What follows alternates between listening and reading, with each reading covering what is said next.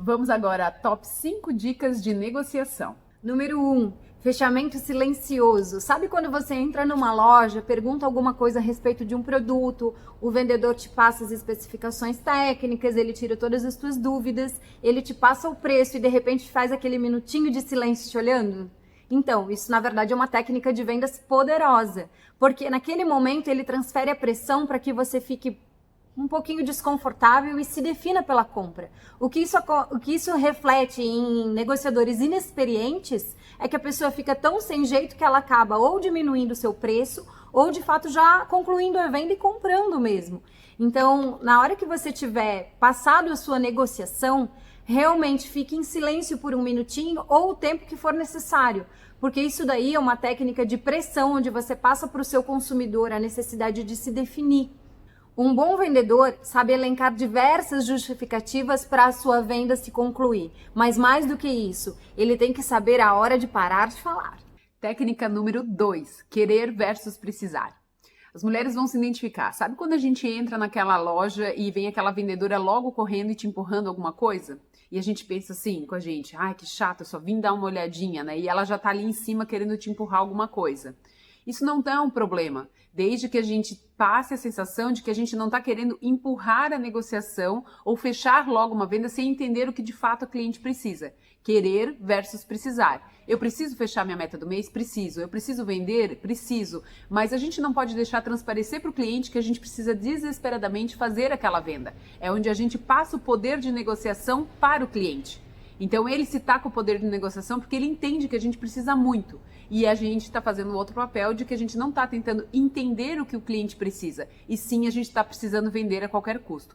Quando a gente tenta entender e se colocar e criar empatia com o cliente do que eu preciso, colocando de fato as justificativas do nosso negócio, é o querer versus o precisar. E aí a gente tem a negociação nas nossas mãos. Número 3, persuasão racional. Essa é uma das táticas mais utilizadas em vendas, é o caminho das pedras, onde um vendedor se informa realmente a respeito do produto e da negociação onde ele vai entrar. Ele traz números, ele traz gráficos, ele traz tabelas, ele traz depoimentos se for necessário. Ele realmente se informa e ele procura se resguardar com o maior número de argumentos para quaisquer negativas que o cliente puder dar durante o processo de negociação. Sabe quando você vai numa concessionária só para dar uma olhadinha em um determinado carro e o vendedor é tão bom e ele argumenta tanto que no final tu sai de lá quase que trocando o teu carro? Então é isso. Essa é uma técnica arriscada, mas muitas vezes necessária, principalmente com compradores indecisos.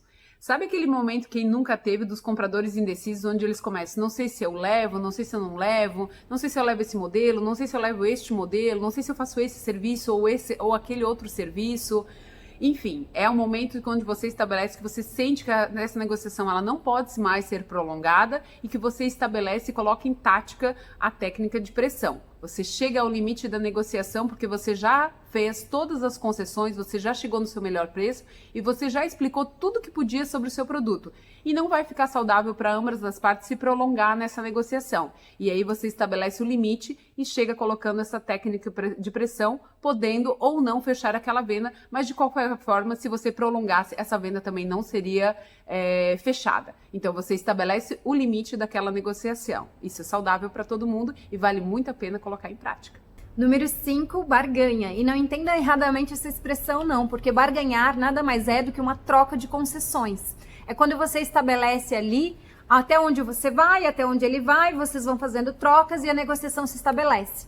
Mas isso só funciona se você tiver em mente já ir para a mesa de negociação com as condições ideais para o teu negócio. Se você sabe que consegue ir até determinado valor de desconto, se você sabe quais bônus você consegue transpor naquela negociação ou não, se eu der isso aqui a mais, para mim já vai se tornar desvantajoso, você já tem que chegar na mesa sabendo, até aqui eu posso ir, dali para trás se torna inviável para mim, é melhor eu recuar. Por quê? Porque assim você consegue ir colocando os valores agregados e utilizando aonde você consegue chegar como carta na manga. Se você sabe, por exemplo, que determinado bônus que você poderia dar dentro da tua negociação teria alto valor agregado para o cliente, deixa isso para o final da negociação e como carta na manga. Utiliza se você tiver que dar uma proposta matadora no final. Essa é uma proposta incrível para que você de fato faça a venda se consolidar e matar ali na mesa. Percebe? É uma relação de barganha onde os dois lados estão estabelecendo trocas. Aplique nas suas negociações, vai por nós, funciona.